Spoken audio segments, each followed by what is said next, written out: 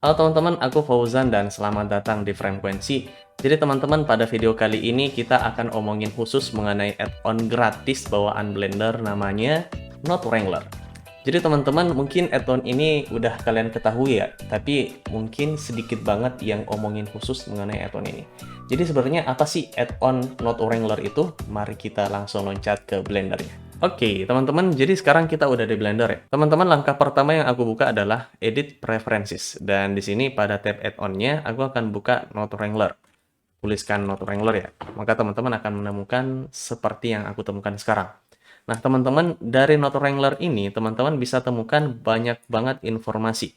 Yang pertama adalah mengenai posisi dari mix node-nya, apakah kita mau ubah di mana, center atau bottom, seperti itu, dan mix node-nya apakah non-shader, always, atau never.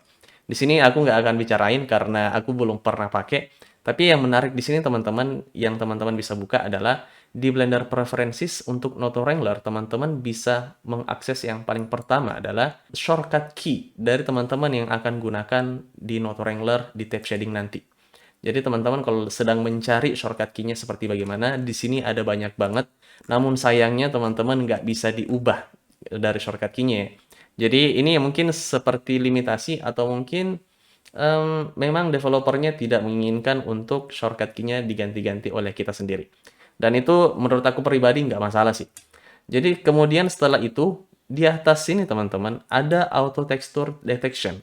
Fungsi dari Auto Texture Detection di sini teman-teman adalah kalau teman-teman ingin import tekstur setup, entah itu menggunakan image dari file kita, dan kita mau Node Wrangler langsung mengkoneksikan, misalnya nih, dari diffuse atau base color, kita langsung koneksikan ke Principled BSDF. Normalnya, normal dari tekstur kita, langsung kita masukkan juga di Principled BSDF. Jadi kita nggak usah lakukan secara manual, langsung di auto atau langsung diselesaikan oleh Node Wrangler. Di sini teman-teman makanya perlu perhatikan dari penamaan file tekstur teman-teman semuanya. Apakah masuk dari diffuse, diff, albedo, dan seterusnya. Jadi teman-teman semakin teman-teman juga bisa menambahkan parameternya ya. Namanya seperti bagaimana kalau teman-teman memiliki mau nambahin nama Indonesia. Misalnya berwarna untuk tekstur nama teman-teman. Kemudian teman-teman masukin di base color itu berwarna di sini. Jadi nanti kalau mau langsung auto connection itu langsung aman aja. Jadi perlu diperhatikan di sini teman-teman. Dan kalau misalnya teman-teman nama dari tekstur teman-teman nggak masuk dari sini, nanti teksturingnya agak kacau atau agak ngelantur, agak ngawur. Jadi itu harus diperhatikan sekali lagi. Dan setelah dari sini teman-teman, aku udah perlihatkan mengenai dari sini, aku hapus saja karena ini nggak industri standar. Dan aku save preferences dan aku exit di sininya. Jadi teman-teman di depan aku udah ada principal BSDF dan karena kita membicarakan tentang Node Wrangler, teman-teman bisa akses Node Wrangler dari dua cara. Yang pertama adalah dari panel menu N panel menu ya. Di sebelah kanan sini teman-teman bisa melihat sebuah arrow kecil. Teman-teman bisa klik di situ atau teman-teman bisa klik N pada keyboard. Nanti akan muncul di sebelah kanan dan teman-teman pastikan klik Node Wrangler di sebelah kanan, maka akan muncul seperti ini. Dan yap, jalan kedua untuk akses dari Node Wrangler, teman-teman bisa klik pada keyboard Shift W seperti yang dituliskan di sini ya. Quick aksesnya apa? Teman-teman bisa klik Shift W pada keyboard, maka teman-teman melihat ada banyak fungsi di sini. Oke, jadi teman-teman mari kita langsung mulai bicarakan aja. Fungsi paling umum di Node Wrangler adalah ketika kita klik Principled BSDF-nya dan klik Ctrl T, maka akan langsung dibukakan tentang image tekstur dan setup-nya. Seterusnya hingga ke belakang. Tapi kalau misalnya ingin buka mengenai, misalnya ingin import dari PBR ya, PBR texturing, teman-teman bisa klik Principled BSDF-nya dan klik Ctrl Shift T pada keyboard, nanti akan langsung dibukakan mengenai PBR mana yang mau kita akses. Di sini aku udah ada ya mengenai texturing PBR yang aku udah siapkan. Juga silahkan navigasi ke file tersebut. Di sini aku klik empat-empatnya langsung dan klik Principled Texture Setup. Nah, dari sini kita akan melihat Node Wrangler akan menyiapkannya texturing untuk kita ya. Sini aku klik 3, 2, 1. Nah, nanti bisa lihat udah langsung rapi seperti ini. Bahkan dibuatin frame textures, namanya textures. Ini keren. Jadi sekali lagi, kalau teman-teman agak bingung bagaimana caranya untuk texturing, atau kurang mengerti bagaimana caranya biar lebih cepat, bisa klik Ctrl Shift T atau mengandalkan dari Node Wrangler. Kemudian, tentu aja tidak hanya seperti itu. Juga bisa mengubah nama labelnya menggunakan dari modify labels. Seperti di sini, kalau aku ya akan langsung tulis ASD misalnya di sini, atau tulis juga di sini ASD, maka kita klik OK.